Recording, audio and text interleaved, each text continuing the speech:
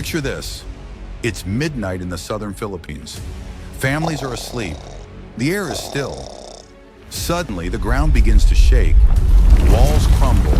Streets split. And then, out of the darkness, the sea itself rises up and slams into the shore. This was the Moro Gulf Earthquake of 1976, one of the deadliest disasters in Philippine history. But what really happened that night? And why do so few people outside Mindanao even know about it? Today, we're uncovering the untold story of the earthquake that changed everything. Date August 17, 1976.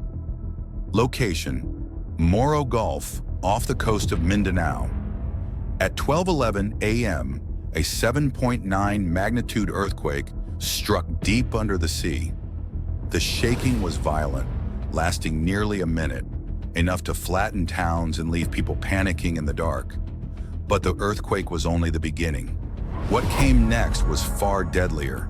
The real horror wasn't the quake, it was the tsunami that followed. Within minutes, massive waves surged toward the coastline.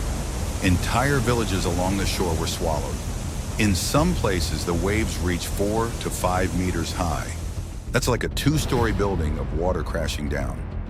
Survivors recalled being swept away in the middle of the night, with no warning, no sirens, nothing. In Zamboanga, Pagadian, and Cotabato, entire neighborhoods were destroyed. And near the sea, would you know what to do if the water suddenly pulled back before a tsunami? Comment below. I want to see how prepared people really are. Officially, more than 3,000 people died, but some estimates are much higher. Tens of thousands were injured or left homeless overnight.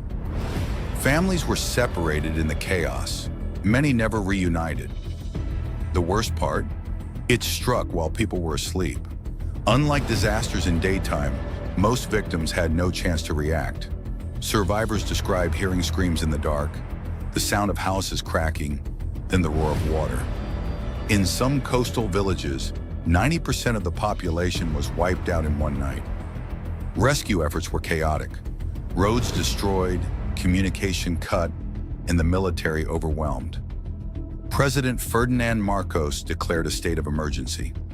Relief came, but for many survivors, it was too little, too late.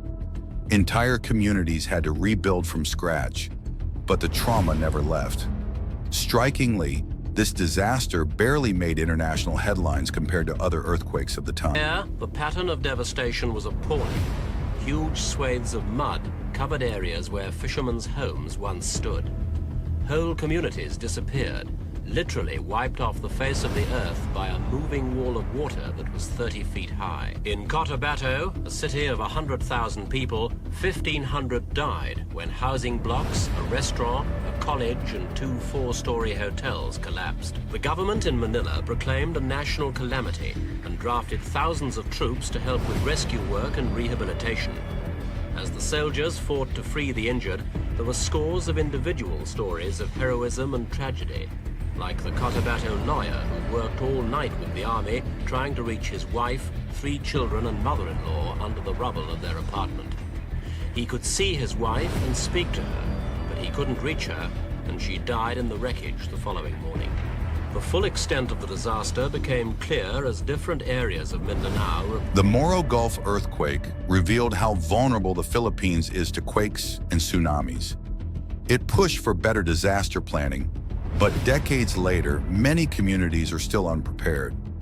Scientists now warn that another quake of similar magnitude could happen again. Do you think the Philippines today is ready for another disaster like this? Or are we still at risk of repeating history? Drop your thoughts. Here's the bonus story I promised. In Pagadian City, a boy named Mario was only 12 years old when the quake hit. He woke up to his mother screaming, and before he knew it, water rushed into their home. He grabbed onto a wooden door that was floating, clinging for his life in the dark. Hours later, he washed up on the shore, alive, but his entire family gone. Years later, Mario became a fisherman, but he never forgot that night. Every time he looked at the sea, he remembered that the ocean could both give life and take it away in an instant.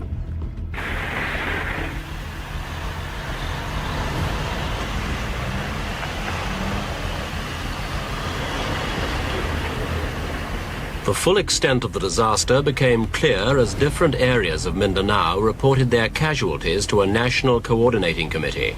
4,000 dead, 4,000 missing, probably dead, and nearly 2,000 injured.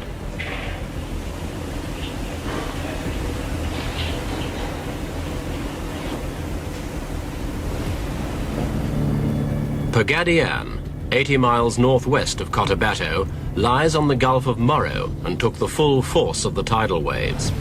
When our camera team flew over the town 4 days after the disaster, virtually every street was still under water or beneath thick layers of mud.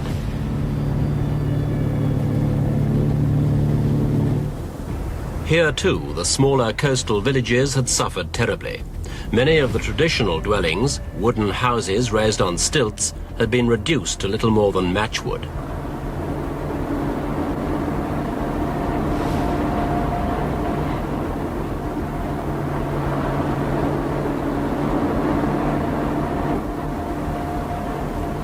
Troops sifting the wreckage for bodies wore masks to keep out the stench of corpses.